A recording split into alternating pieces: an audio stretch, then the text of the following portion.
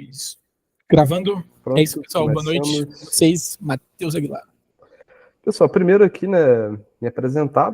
Meu nome é Matheus, eu sou estudante aqui da Universidade Federal de Viçosa, UFV, de Minas Gerais. Eu sou maratonista desde 2018, comecei quando eu era calouro, há muitos anos atrás. Já participei de várias maratonas, já participei de subregional, já participei da final, já participei de maratona mineira, de OBI, participei da Summer School da Unicamp. Foi lá que eu tive o luxo de conhecer Dadinho quando ele era só um pouco famoso. Hoje ele é muito famoso, na época era outros 500. E gostaria de saber um pouco de vocês, assim, em que pé que vocês estão no curso, se vocês são calouros, se estão começando agora, se é gente mais avançada. Só para eu ter uma noção mesmo de com quem que a gente vai estar lidando. Se puderem falar aí por alto.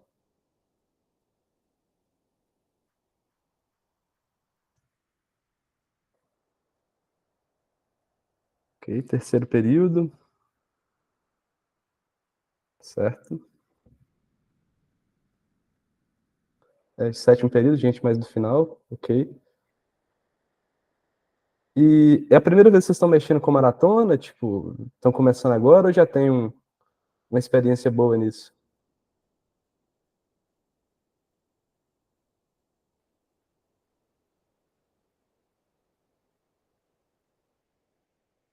Ah, sim, começando agora. Ok, tentei uma vez quando era calouro. Não, perfeito. Perfeito. Gente mais iniciante. Isso é ótimo, bacana que vocês tomaram essa iniciativa. Eu gostaria de ter feito algo parecido quando eu comecei, ter tido um grupo de estudos assim, acho que estaria bem melhor hoje. Eu sei que vocês já tiveram aula com Quinho e com Malheiros, assim, que são dois caras muito bons, então hoje que sou eu, o nível vai cair um pouco, então, perdão.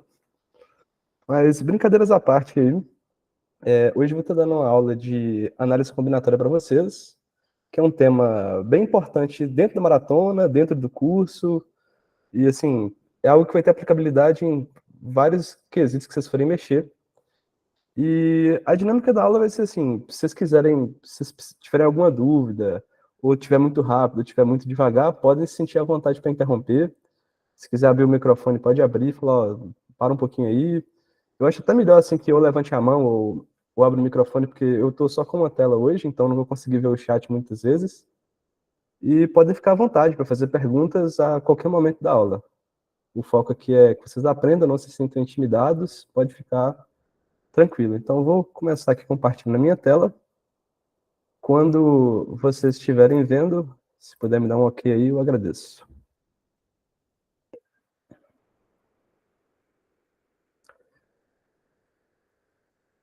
Todo mundo consegue ver? Ótimo. Então, comecemos. Como eu tinha dito, a análise combinatória é uma área da matemática que estuda o arranjo dos objetos, ou seja, estuda como que a gente consegue organizar os objetos de um conjunto e, principalmente, como a gente consegue enumerar essas coisas. O que é enumerar? É fazer uma contagem de quantas formas a gente consegue fazer essa organização. De certa forma, é a arte de contar sem contar. E, geralmente, quando a gente está lidando com análise combinatória, esses números vão ser muito grandes, vão ser valores complicados de contar de força bruta, então a gente vai usar algumas propriedades para fazer essa contagem mais facilmente. E alguns exemplos de onde a gente pode aplicar análise combinatória é determinar a complexidade de algoritmo, saber, por exemplo, quantos números de telefone ou quantos endereços de IP a gente tem com uma certa quantidade de bits, para ver se vai conseguir atender a demanda ou não. Questões de probabilidade muitas vezes envolvem análise combinatória. Coisas de biologia, como sequenciamento de DNA, podem utilizar conceitos de análise combinatória também. Então, é uma área bastante ampla que pode ser aplicada de várias maneiras, tanto dentro do curso como dentro da maratona. E dentro da maratona, assim, essa área, assim como outros tópicos de matemática, costuma ser um grande diferencial, porque geralmente é o que os times não sabem. E às vezes tem uma questão ali que ela é relativamente simples, mas ela tem uma etapa ali de análise combinatória que você não consegue passar se você não tiver a base. Então, por isso que é importante aprender. Dificilmente vocês vão ver questões que envolvem só análise combinatória, geralmente vai estar junto com outro tema.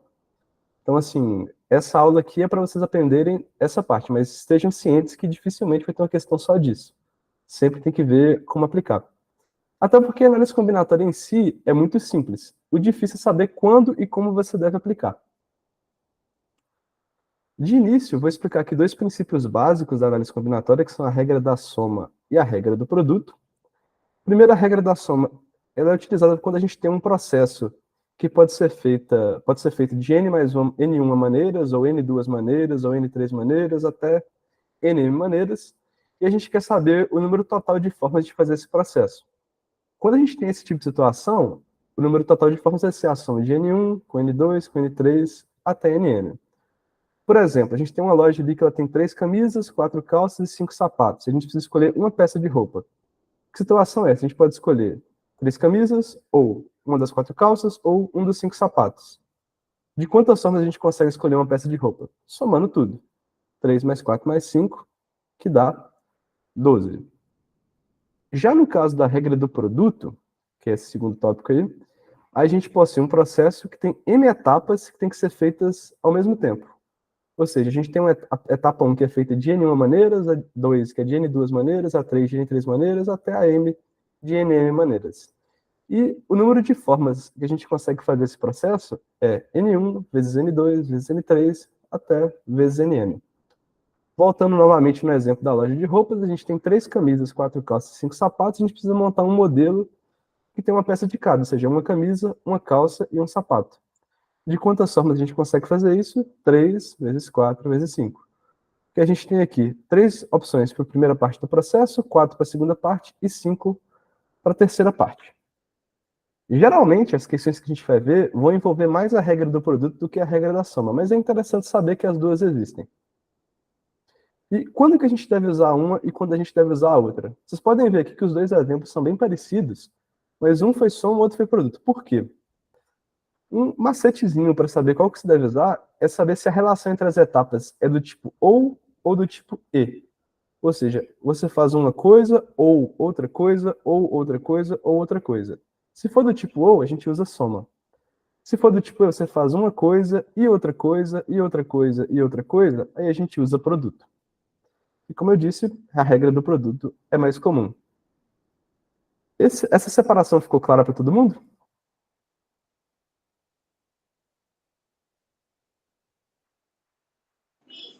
Sim, tranquilo. Não, perfeito. Uma forma que eu particularmente gosto de representar a regra do produto na hora de fazer contas é desse jeito aqui, ó. A gente faz uns tracinhos assim para representar cada etapa. Por exemplo, naquele caso lá da loja, a gente fala assim, esse tracinho aqui representa as camisas, perdão aqui pelas minhas habilidades de desenho, que elas são muito ruins, mas aqui as calças, aqui os sapatos. Quantas camisas a gente pode escolher? 3. Quantas calças? 4. Quantos sapatos? 5. O que a gente faz ao final? Pega o produto de tudo isso daqui, que vai dar 60. Esse diagramazinho é bem bacana que ele a gente consegue resolver vários problemas desenhando desse jeito, com esses tracinhos. E eu estou aqui com alguns exemplos para a gente poder fazer. Por exemplo, se a gente quer dizer quantos números a gente consegue representar com 5 bits. Como que a gente poderia fazer os tracinhos aqui para representar os eventos? Esse é o do bit 1, esse é o do bit 2, esse é o do bit 3, esse é o do bit 4, e esse é o do bit 5. Quantos valores a gente pode ter no primeiro bit? 2, 0, 1. E no segundo, 2, 0, 1. E no terceiro, 2 também, e assim por diante. Qual vai ser o resultado final? 2 vezes 2 vezes 2 vezes 2, que é 32. Isso é uma situação clássica que a gente pode usar a regra do produto para calcular alguma coisa, saber quantos bits, quantos números a gente consegue representar com x bits, por exemplo. Só que isso aqui é uma aplicação muito básica, né? Porque a gente só tem aqui, ou os valores são todos repetidos, ou está tudo bem definido. E se a gente tivesse uma situação aqui mais prática? A gente tem 20 times no Brasileirão. De quantas formas a gente consegue montar o G4 no final do campeonato? G4 com 4 times. Eu acho que hoje já é G5, G6 de vez em quando, mas tem muito tempo que eu não assisto futebol, eu me lembro que era G4. Então, trabalharemos com 4. Então, quantos times podem ficar na primeira posição? Aqui a gente está assumindo um Brasileirão hipotético. Eu sei que tem time que nunca vai ficar em primeiro. O coitado do meu Cruzeiro dificilmente vai estar aqui esse ano. Mas a gente tem 20 opções para o primeiro time. Qualquer um dos 20 pode ficar em primeiro. Agora, como que a gente decide quantos times conseguem ficar em segundo? a gente já decidiu um para ficar em primeiro. Então, quantos sobraram para ficar em segundo? 19. E em terceiro, a gente já definiu o primeiro lugar e o segundo lugar. Quantos sobraram para o terceiro? 18. E para o quarto? Mesma coisa. Esses três aqui já foram definidos. Então, nos restam 17. O que eu quero mostrar com esse exemplo é que nem sempre os eventos vão estar assim bem separados. Ah, você tem camisas, calças e sapatos. Às vezes isso é tudo a mesma coisa, é tudo time. Mas a gente pode dizer, ó, a gente quer as opções do primeiro, do segundo e do terceiro. E quando a gente fixa uma delas, isso afeta as demais. Ou seja, quando a gente definiu que um time vai ter em primeiro, a gente diminui o número de opções para o segundo. Mesmo que a gente não diga explicitamente qual que é o time que ficou em primeiro, a gente sabe que foi um deles. Se foi um deles, quer dizer que a gente tem 19 opções para o segundo. E esse produto aqui vai ser o número de formas que o G4 consegue terminar no Brasileirão. E, a título de exemplo aqui, eu peguei um probleminha do Codeforces, uma letra C, que já é um probleminha mais intermediário, que é um uso bem mais avançado da regra do produto, mas que dá para a gente fazer só usando esses conceitos. Que é uma situação mais ou menos a seguinte: ele fala que ele tem uma grade, um piso de tamanho W por H, um piso com vários quadradinhos, e ele quer preencher ele com esses ladrilhos, com esses azulejos aqui que tem esse formato. E ele fala que ele pode girar esses azulejos de qualquer jeito. Tipo assim, pode estar nessa posição, pode estar rotacionado 90 graus, 180 graus, 270 graus. Então a gente tem 4 configurações para esse azulejo aqui quando a gente gira ele. A única coisa que ele quer é que os lados, que lados da mesma cor não se toquem. Por exemplo, aqui a gente tem um triângulo preto com um triângulo branco, então tá ok. Mas se fosse um preto com um preto ou um branco com um branco, aí já é uma configuração inválida. E ele simplesmente vai te passar aqui, ó, eu tenho esse tamanho, as minhas dimensões do grid, e ele quer saber de quantas formas você consegue montar respeitando essa regra. Alguém tem alguma ideia de por onde a gente pode começar? Isso aqui já é um pouco mais complexo, né?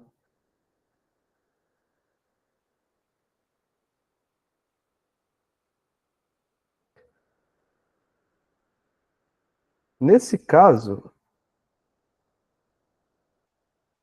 a regra dos tracinhos não vai ajudar a gente muito não, porque a gente teria que fazer um monte de tracinhos para tratar tudo. Mas o que a gente pode fazer é meio que desenhar o que seria uma grid hipotética aqui. Vamos fazer uma grid bem simplificada aqui com 4x4, por exemplo, e tentar ver se a gente consegue achar algum padrãozinho usando a regra do produto.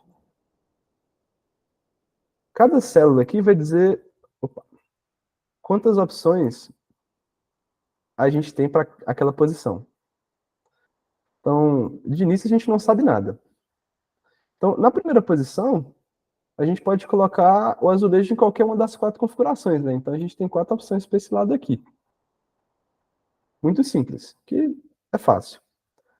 Agora, quando a gente coloca o azulejo aqui, o que a gente pode dizer sobre essas outras posições que tocam nele? O número de possibilidades aqui vai se manter, vai diminuir, vai aumentar? Como que vocês acham que isso vai mudar?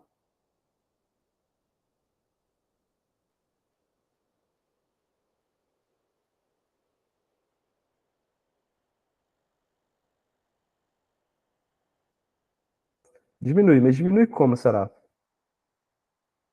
A gente botou, por exemplo, esse azulejo aqui. O que a gente pode dizer sobre o azulejo que vai estar aqui à direita dele? De quantas formas o azulejo de cá pode ficar?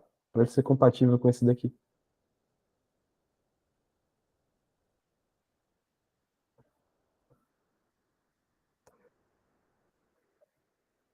Imagina que a gente tem aquele azulejo lá, né? Ele está aqui nesse formato, e esse lado aqui... Posso usar um balde de tinta, né? Esse lado aqui, por exemplo... Opa! Esse lado aqui... Que paia. Vou pintar na mão mesmo. Esse lado aqui é preto. Se esse lado aqui é preto, eu tenho certeza que eu não posso ter um triângulo preto nessa direção. Mas se ele fosse branco, tava beleza. Ou assim também, ó, tava tranquilo. O que ele não pode é ser um triângulo preto. Cabeça para cima assim. Ou de cabeça para baixo assim. Então a gente tem duas rotações que não são mais permitidas. Ou seja, a partir do momento que a gente coloca esse cara aqui, a gente só tem duas opções para esse cara aqui. E, da mesma forma, para o cara de baixo, não é? Isso, duas opções. E agora que a gente fixou esse cara aqui, a gente vai ter duas opções para esse cara. Que a gente só tem esse cara à esquerda. E a mesma coisa para esse daqui. Então, assim, a gente definiu esse, então aqui tem duas, aqui tem mais duas, e aqui tem mais duas. Deu para entender por que esse 2 vai caminhando na linha e na coluna, aqui na primeira? Porque esse cara aqui só vai ter um cara à esquerda dele, esse aqui só vai ter um cara à esquerda dele, esse aqui só vai ter um cara acima, esse aqui também. Então, por enquanto, a gente tem isso daqui. Ficou claro por que esse número vai crescer como 2? Ok. Agora, o que a gente pode dizer sobre esse cara do meio? Agora a gente tem dois caras definidos, o da esquerda e o acima dele. Uma situação já um pouco mais restrita. Se a parede de cá é preta, a gente já tira duas opções. E se a daqui de cima também é preta, a gente só tem um quadradinho que é compatível. Então, assim, o de cá vai diminuir para duas opções e o de cima vai tirar mais uma. Porque se a gente tem esse cara aqui e um outro cara em cima, com esse formato aqui, por exemplo, a gente não permite que a gente tenha um quadrado preto assim, ou assim, ou até mesmo assim. A única forma de encaixar seria um quadrado preto que não toca nenhuma das duas, que seria essa situação aqui. Então, quando a gente tem dois caras adjacentes, a gente só tem uma opção. Então, esses dois caras determinam que esse daqui é um. E quando a gente determina ele, esse cara determina esse daqui, porque agora tem dois vizinhos.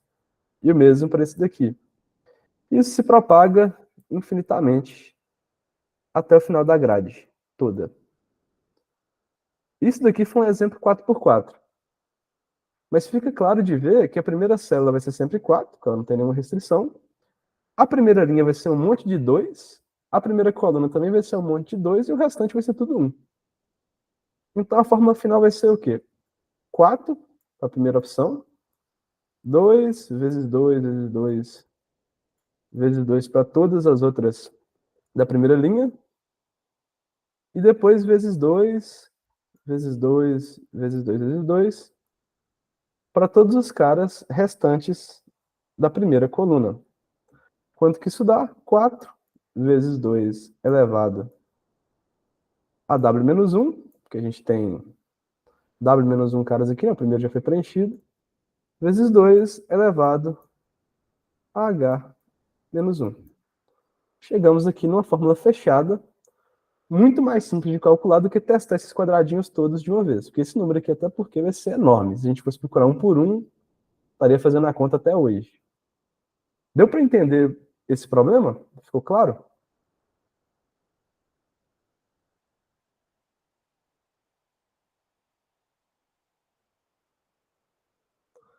Então, como vocês podem ver, só com essas duas regrinhas aqui, regra da ação e a regra do produto, já dá para resolver uns probleminhas intermediários. Lógico, isso aqui é um uso um pouco mais complexo dela, porque a gente trabalhou aqui em duas dimensões. Mas não é nenhum bicho de sete cabeças, sabe? Às vezes a gente pensa, a análise combinatória é uma coisa muito difícil. Às vezes é só ter a frieza de como aplicar. E para uma pessoa que está começando agora na maratona a fazer uma letra C, já é um desempenho legal. Então, saindo um pouco agora dos princípios básicos, a gente vai começar a entrar aqui na parte de fatoriais. Boa parte de vocês provavelmente já conhecem fatoriais, talvez tenha visto no ensino médio ou em algum período da faculdade. Eu só vou dar uma repassada rápida porque eles são muito importantes para as próximas etapas. Um fatorial basicamente é isso daqui, é um produto de todos os valores de 1 até n. O fatorial de n vai ser denotado por esse símbolo aqui, n exclamação. Ele vai ser o produto de todo mundo. Por definição, o fatorial de 0 vale 1. E tem essa propriedadezinha aqui que o fatorial de n é n vezes o fatorial de n menos 1. E a gente pode abrir isso infinitamente até chegar em 1. Por que eu estou falando de fatoriais? Porque eles vão ser diretamente relacionados com esse conceito aqui, que são permutações. Uma permutação, basicamente, é uma forma de você ordenar os elementos de um conjunto. Ou seja, a gente tem um conjunto aqui com N elementos, uma determinada ordem, qualquer ordem desse conjunto, é o que a gente chama de permutação. Por exemplo, temos aqui o conjunto 1, 2, 3, 4, 5. Aliás, 1, 2, 3, 4, perdão. As ordens 1, 2, 3, 4, 3, 2, 1, 4, 2, 3, 1, 2, são todas permutações desse conjunto. Uma permutação arbitrária não é muito interessante para a gente. O que a gente quer realmente saber no ramo da análise combinatória é quantas que a gente tem. Ou seja, se eu tenho esse conjunto aqui com 4 elementos distintos, quantas permutações eu vou ter no total? Esse valor é o fatorial que eu acabei de falar. O número de permutações de um conjunto com n elementos distintos é exatamente n fatorial. E a gente consegue puxar isso pela regra do produto.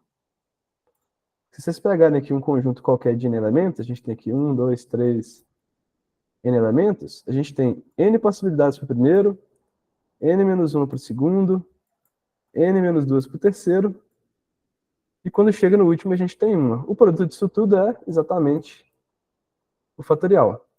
Então, isso não vem do nada. Isso vem daquela regra do produto que expliquei. E fica muito mais fácil de calcular esses valores quando você já tem a noção ali de fatoriais, que seria só calcular o fatorial. E muita atenção, porque elementos distintos. Mais tarde a gente vai entender o que a gente faz quando eles não são distintos. Qual a utilidade disso daí? Geralmente, quando a gente precisa analisar várias ordenações, tipo, por exemplo, a gente tem aqui a palavra boi e quer saber quantos anagramas a palavra boi tem. Um anagrama é um rearranjo das letras de uma palavra. A gente tem 6 anagramas, que é bio, boi, ibo, iob, obi, oib. Que o fatorial de 3 letras diferentes, é 6. E uma aplicabilidade aqui um pouco mais prática, não sei se vocês já ouviram falar do Bogosorte. O Bogosorte é um algoritmo de ordenação muito ruim, é quase que uma piada, que a ideia dele é ordenar a lista aleatoriamente, ver se isso está certo, e esse é o método que ele usa para ordenar a lista. Se a gente quiser saber, por exemplo, qual que é a chance do Bogosorte ordenar uma lista de primeira, a gente poderia usar esse conceito de permutações. Assumindo que os elementos são distintos, a gente sabe que aquela lista de elementos vai ter n fatorial permutações no total. E apenas uma delas é correta, porque os elementos são distintos. Então a chance de ele acertar de primeira é de 1 dividida por n fatorial. E tenham muita atenção que esse n fatorial é um número extremamente grande. Então a maior parte das questões que envolverem isso vai pedir ali um modzinho, uma aritmética modular, algo nesse caminho. Então, assim, análise combinatória e aritmética modular são dois temas que caminham muito juntos. Então, é importante saber um pouco disso antes de começar a mexer com as questões de combinatória. Depois de permutações, a gente tem um outro conceito que são arranjos. Um arranjo de K elementos, arranjos tem um tamanho definido. No caso das permutações, é só permutações. Mas no caso do arranjo, a gente tem o tamanho do arranjo e o tamanho do conjunto para determinar. Um arranjo também é chamado de K-permutação. Já em alguns lugares vocês vão ver esse termo R-permutação, algo nesse caminho. É basicamente um subconjunto daquele conjunto original de elementos. Esse subconjunto tem um tamanho K, e esse subconjunto vai estar na ordem específica. O que eu quero dizer com isso? Você vai, por exemplo, nesse exemplo aqui, a gente tem 5 elementos no conjunto. Se a gente quer arranjo de tamanho 3, a gente vai escolher 3 elementos aleatórios, pode ser qualquer um, e definir uma ordem para eles. Por exemplo, nesse aqui, escolhi os elementos 1, 2 e 3 e defini essa ordem. No segundo, escolhi os elementos 2, 4 e 1 e defini essa ordem. No terceiro, escolhi os elementos 3, 5 e 4 e defini essa ordem. Observe que não precisa ser sempre na ordem certinha. Tipo, você pode ordenar eles de qualquer maneira e isso é considerado uma coisa diferente. Se fosse aqui 1, 2, 3 ou 3, 2, 1, são dois arranjos separados. E como que a gente calcula quantos arranjos de tamanho K um conjunto de tamanho N tem? Eu estou denotando isso aqui por ANK, vai ser o fatorial de N dividido pelo fatorial de N menos K. Novamente, isso vem da regra do produto. Por quê? A gente tem agora, ao invés de N elementos, a gente tem K. Então a gente vai ter aqui K tracinhos, 1, 2, 3, infinitos tracinhos aqui até K. No primeiro a gente tem N opções, no segundo N-1, no terceiro N-2, até chegar aqui em N-K, mais uma opções.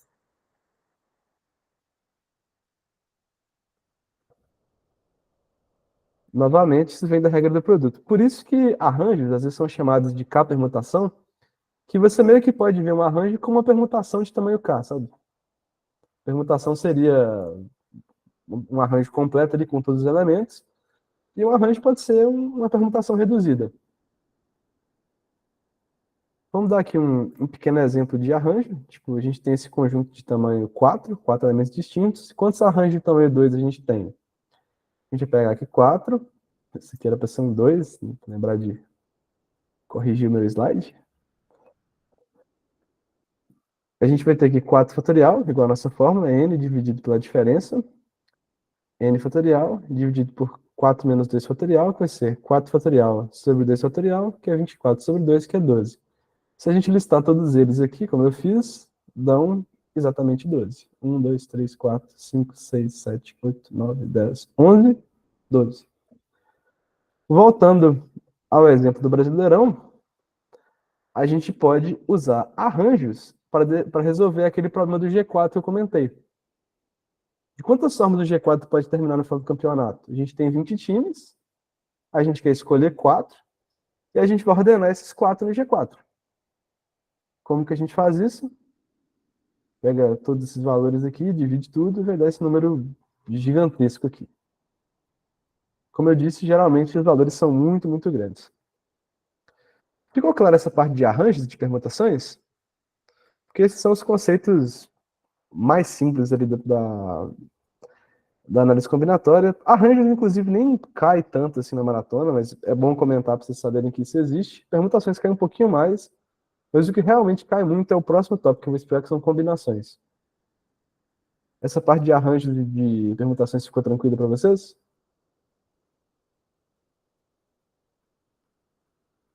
Não, perfeito. Ok, voltando agora para a parte de combinações.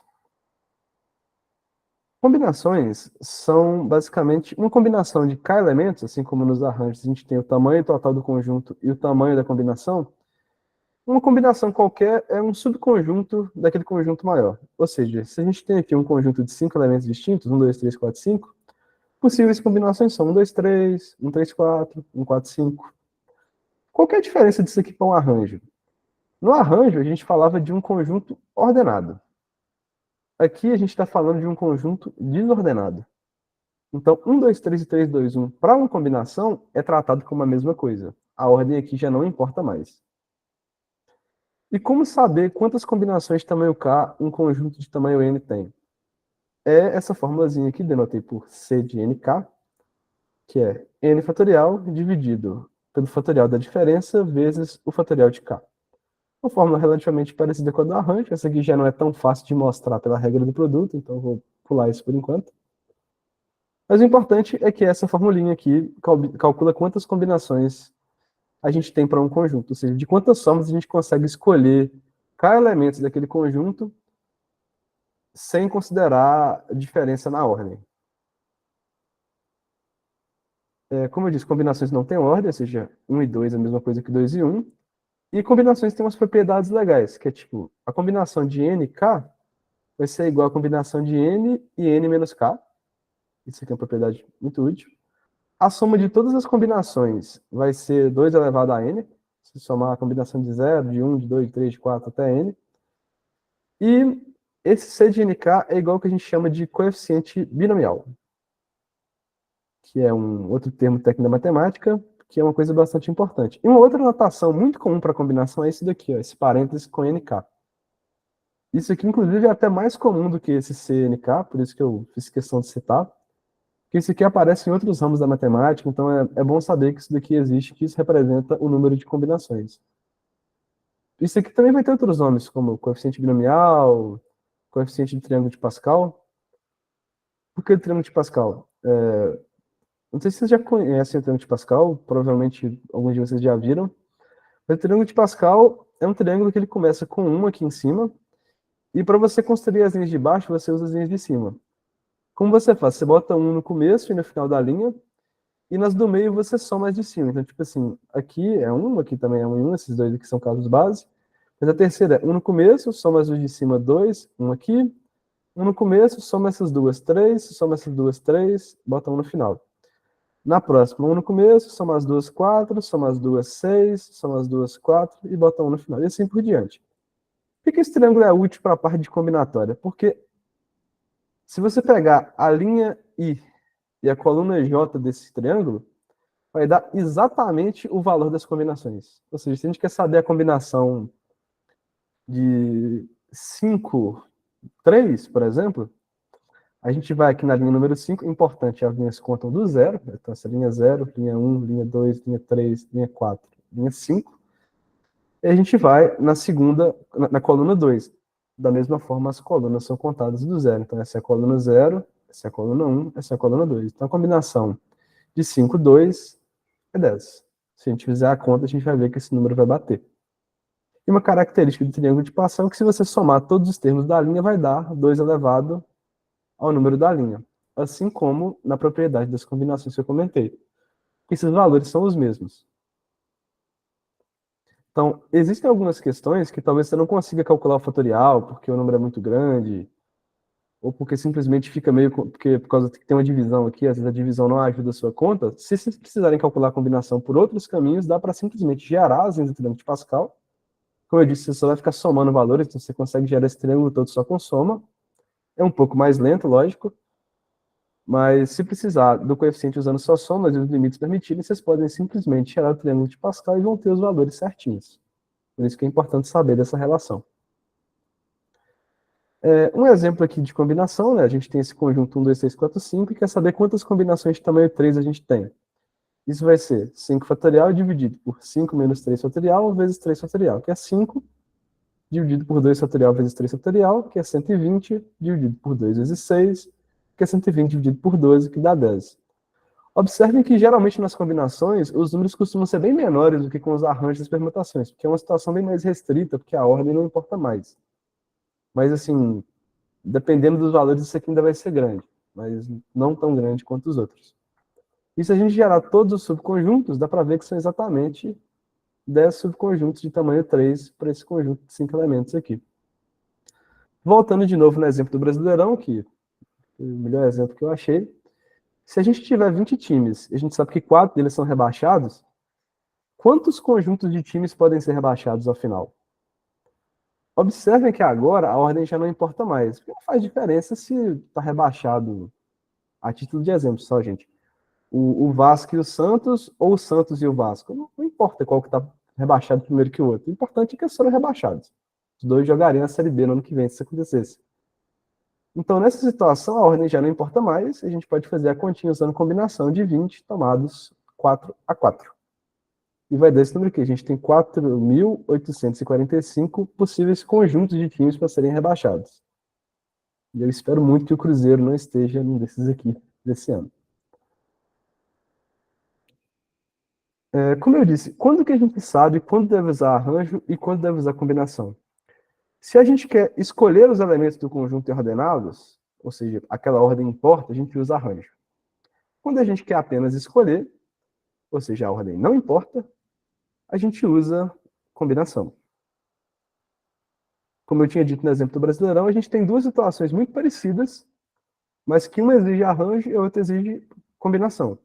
Se a gente só quer saber quem vai ser rebaixado, a ordem não importa, usamos combinação. Se a gente quer saber a ordem da zona de rebaixamento no final, aí a gente usa arranjo. E assim, quando eu digo escolher, foquem bastante nesse conceito, assim, que combinação vai ser o que você vai usar para calcular de quantas formas você consegue escolher elementos de um conjunto. Por exemplo, imagine que eu tenho ali números de... Eu tenho números de 5 bits. Meus números têm 5 bits. E eu quero saber quantos números com 3 bits ligados eu consigo fazer usando 5 bits. Ou seja, o total é 5 bits. E eu tenho 3 números com bit 1. 3 bits iguais a 1. Como que vocês acham que eu consigo calcular o número de... a quantidade de números que atendem a esse critério? Eles têm 5 bits e 3 são ligados. Alguém tem algum palpite aí de como fazer isso?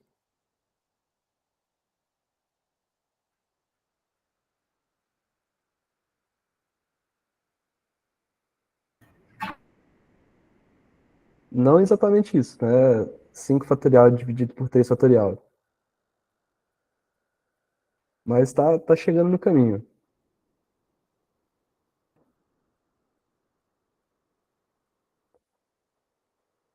Isso, combinação de 5 tomados 3 a 3. Mais importante do que colocar os fatoriais é entender como que você vai usar a combinação. Porque os fatoriais é só a fórmula. Taca a fórmula lá e não importa. O importante mesmo é saber como usar a combinação. Por que é isso que o Fabrício falou aqui? 5 tomados 3 a 3. Porque a gente tem 5 posições, na posição 1, posição 2, posição 3, posição 4, posição 5. E a gente vai escolher 3 delas para ter um bit 1. E a ordem que a gente escolheu não importa. Se a gente escolheu 2, 3 e 4 ou 4, 3 e 2, é a mesma coisa. Então, por isso que a gente usa 5 tomados 3 a 3, porque a gente tem 5 posições e queremos escolher 3 posições para acender o bit 1. E esse critério assim, de escolher é sempre a mesma coisa. Você tem, por exemplo, a gente tem 10 pessoas na FPI, 10 alunos. E a gente quer montar um time de maratona de 3 pessoas. Tem 3 pessoas no time. Quantos times a gente consegue montar? Faz diferença se o time sou eu, Dadinho e Samuel, ou se é Samuel, eu e Dadinho? Não faz, o time é o mesmo.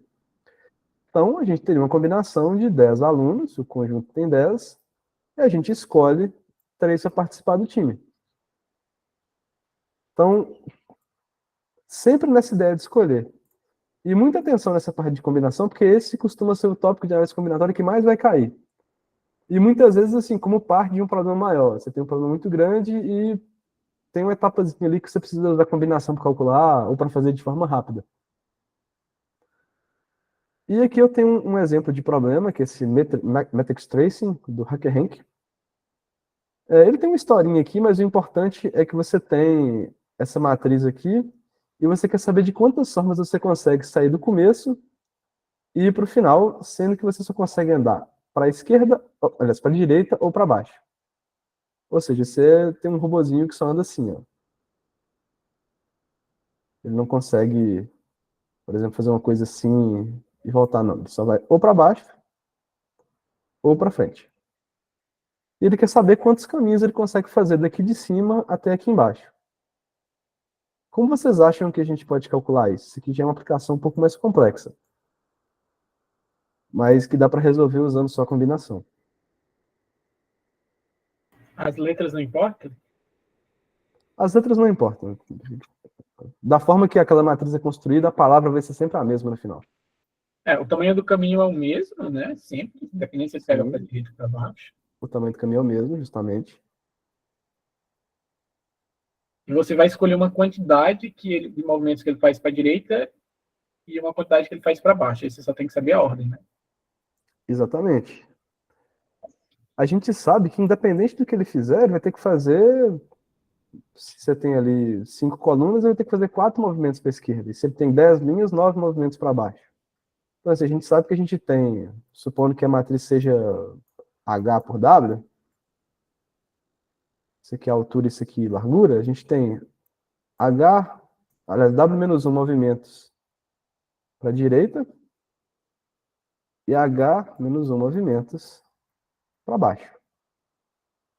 O que importa agora é a ordem desses movimentos, né? Tipo assim, pode ser direita, direita, baixo, baixo, ou baixo, direita, baixo, direita.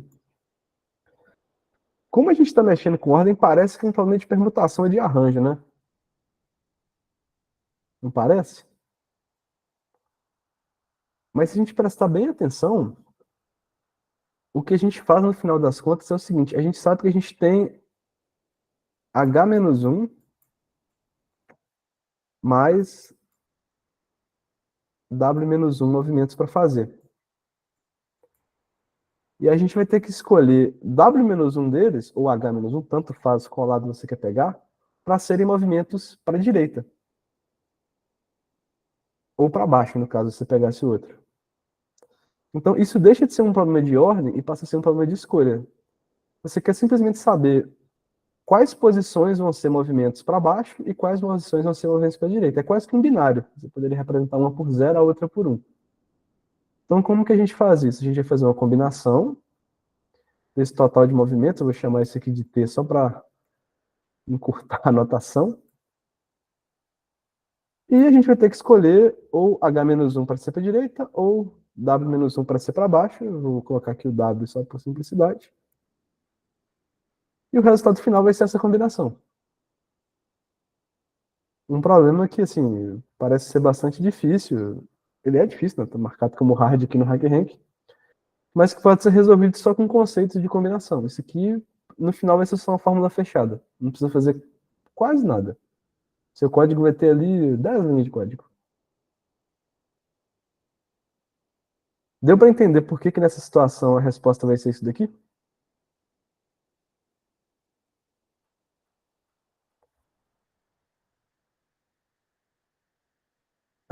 Sim, você sempre tem duas opções, mas a questão é que, nesse caso, você não pode colocar sempre.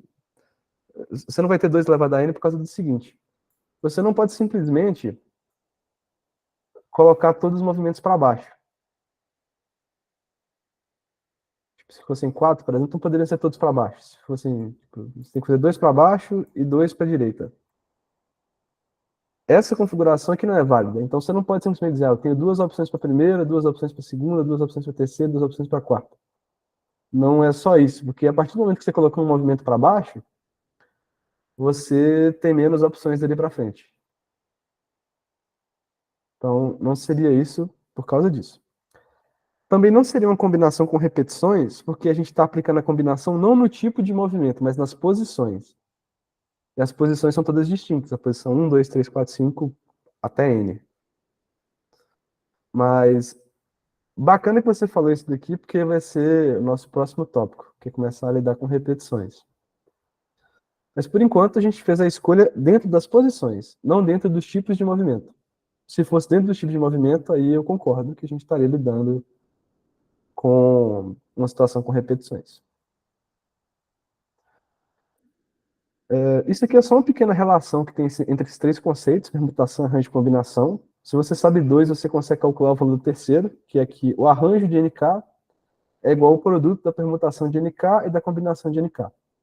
Isso aqui é só a título de curiosidade mesmo, mas isso aqui vai ter mais utilidade no curso do que na maratona. Um dia talvez vocês precisem disso aqui. E agora, vamos finalmente para nossas situações com repetição.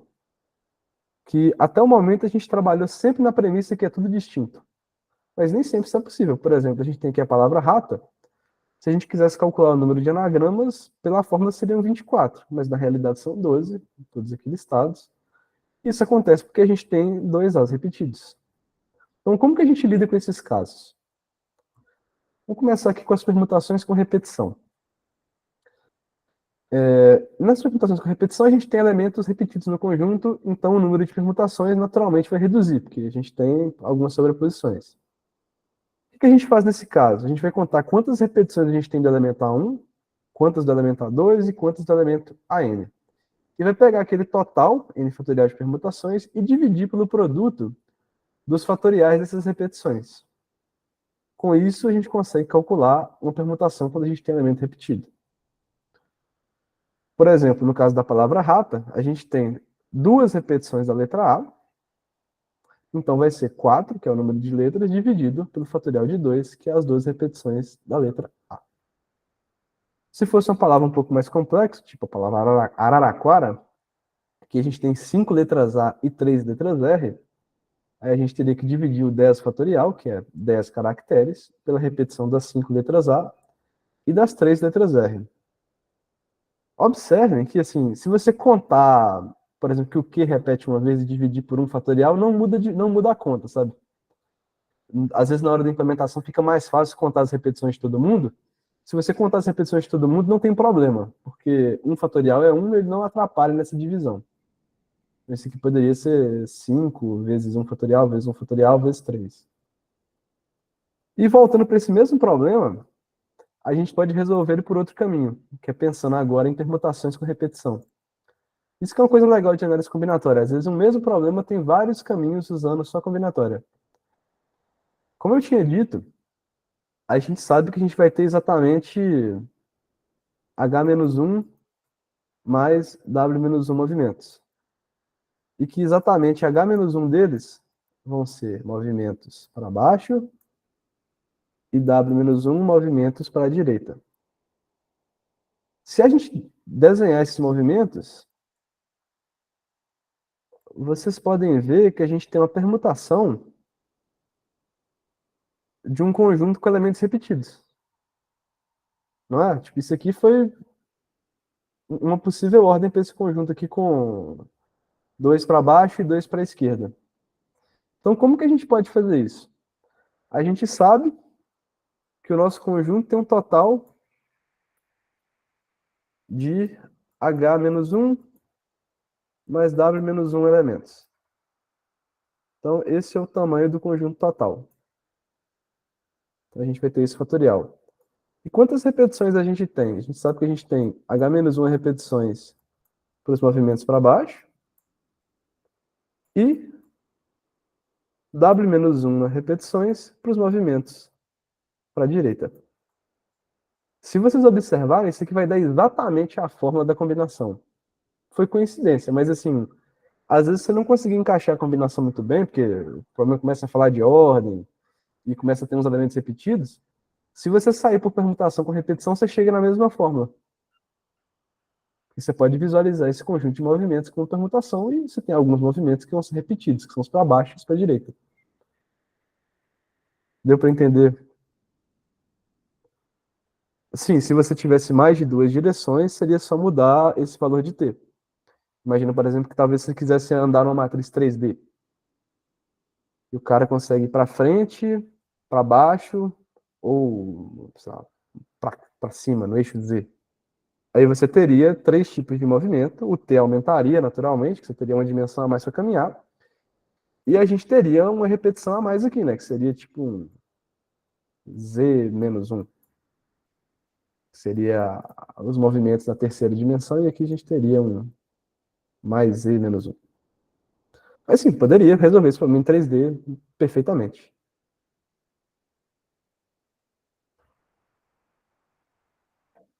Você poderia fazer de ambas as formas. No fundo, seu código ficaria igual, porque as fórmulas, como é uma fórmula fechada, é esperado que elas vão cair no mesmo resultado e vai ser a mesma fórmula. Mas o importante é ver que você pode ter duas linhas de raciocínio totalmente diferentes que vão dar o resultado correto. E as duas linhas são usando só conceitos de análise combinatória. Essa situação de permutação com repetição cai até mais do que permutação normal. Não tanto quanto combinações é o mais abrangente, mas é legal saber disso também. Já fiz algumas questões que envolveram isso. E, por fim, a gente tem a situação das combinações com repetição. Em combinações com repetição, é um pouco diferente de permutação com repetição. Não é exatamente que a gente tem um elemento repetido no conjunto. Na realidade, permutações com repetição é quando a gente consegue escolher um elemento mais de uma vez. Tipo assim, imagina ali que você tem um banco com um monte de moedas ali de 1, de 5, de 10, 25, 50 e R$1. E você pega ali 10 moedas ao acaso. Se você pegar essas 10 moedas, você pode pegar, às vezes, ali um monte de moeda de 50 centavos repetida. Então, por mais que você escolher o seu conjunto de elementos pode não ter elemento repetido, tipo assim, moeda de 1, moeda de 5, moeda de 10, moeda de 25, de 50, de R$1, mas na hora que você pega elas todas ali, você pode ter repetição de elementos. Isso é combinação com repetição, que é um pouco diferente de permutação com repetição, que é quando você tem um elemento repetido no conjunto. Nesse caso, o conjunto é de elementos distintos ainda, mas você tem a opção de escolher um elemento mais de uma vez. Deu para entender essa diferençazinha?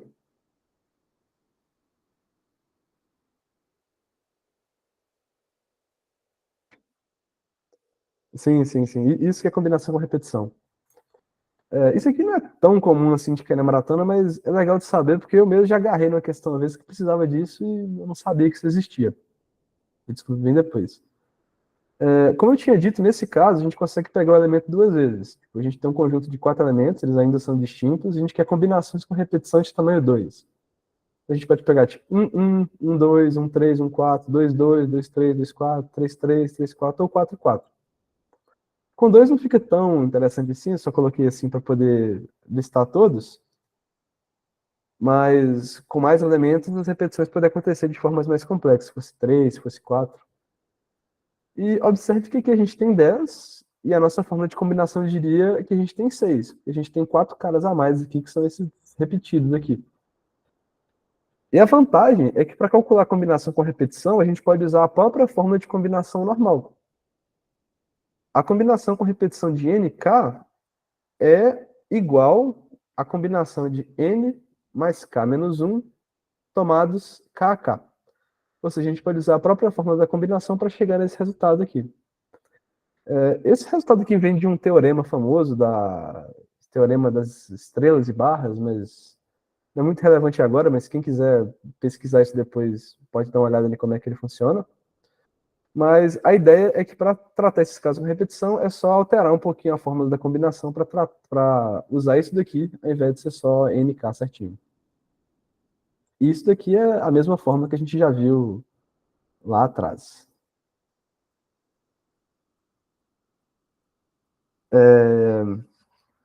Essas situações aqui de combinação com repetição são um pouquinho mais comuns, e tem os arranjos com repetição também, que arranjos com repetição já não são tão interessantes, tipo, porque o caso da arranjo com repetição é meio trivial, sabe? Mas citei aqui só para vocês saberem que tem. Que no arranjo com repetição você consegue pegar elementos repetidos, mas agora a ordem importa. Então, tipo assim, você pode ter 2, 3, 4, 2, 3, 4, 3, 3, 6, 6, 4, 4, 2, 4, 3, 4, 4. Que são 16 possibilidades, diferentes das 12 que a gente considerou. Só que o arranjo com repetição é muito fácil de ver pela regra do produto, que ele é só você pegar o N e levar o K, sabe? Se a ordem importa, e você para pegar qualquer um dos elementos do conjunto várias vezes, você simplesmente vai ter N opções para a primeira posição, N opções para a segunda posição, N opções para a terceira posição. Vai ser exatamente isso daqui. Isso aqui não é tão interessante. Tanto que, tipo, você não vai ver a questão, essa questão de arranjo com repetição. A pessoa vai falar, isso aqui é a regra do produto.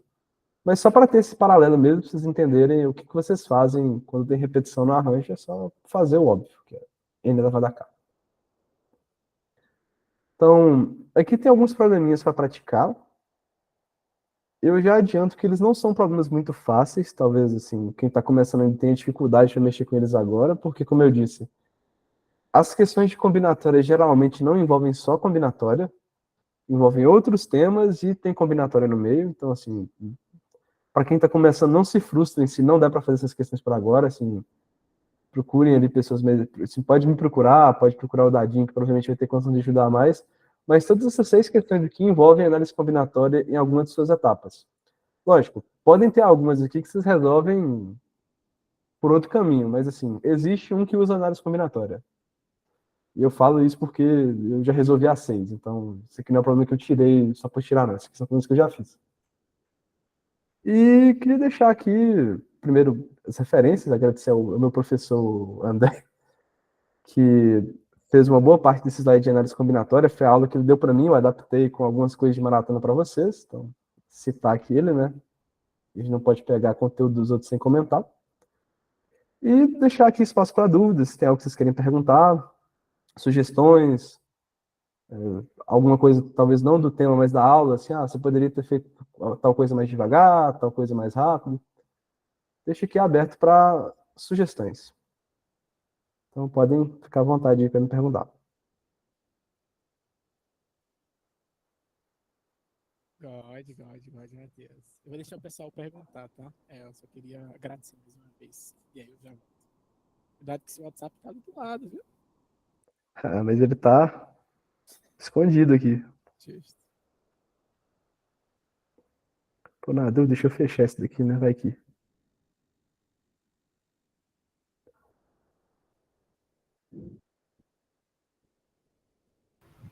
Matheus, eu podia só pedir para tu explicar um pouquinho de novo a diferença entre combinação com repetição e...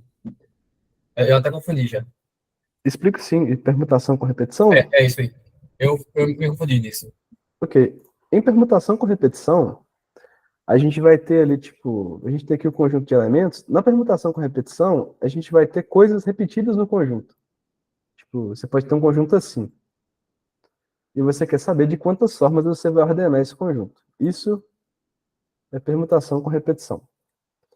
Na combinação com repetição, o seu conjunto ainda vai ser de elementos distintos. Tipo assim, a gente não vai ter, por exemplo, o número 4 5 vezes aqui. Não. Isso não vai acontecer nesse cenário. Na realidade, a repetição da combinação com repetição fica meio confuso porque os nomes são parecidos. É que agora, ao invés de você só poder tirar o elemento do conjunto uma vez, você pode tirar ele quantas vezes você quiser. Tipo, você pode pegar esse 2 e escolher ele uma vez, duas, três, quantas vezes você quiser. Você pode ter um conjunto assim, ó, 2, 2, 2.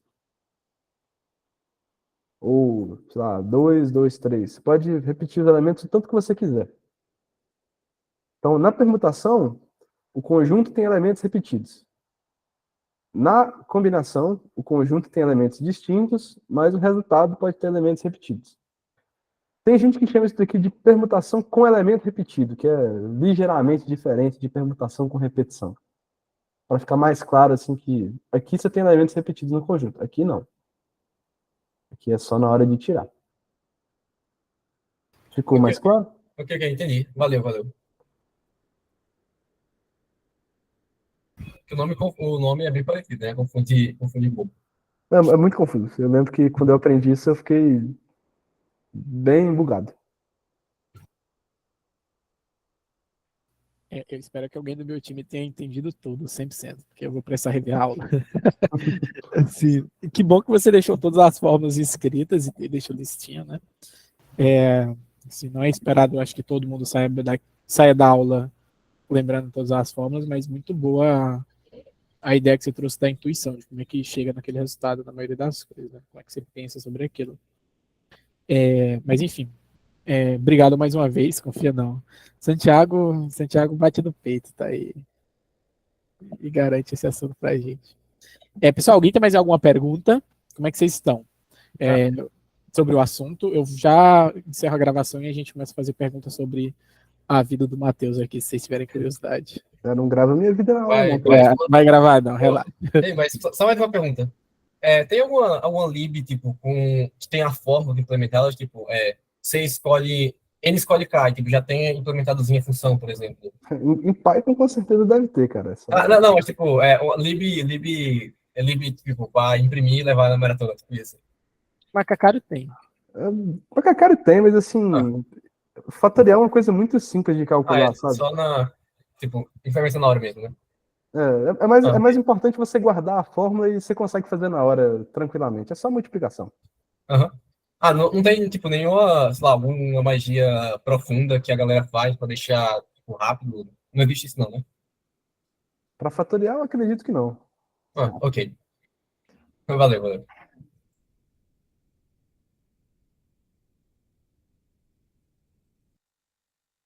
Boa. Mais alguma pergunta, pessoal?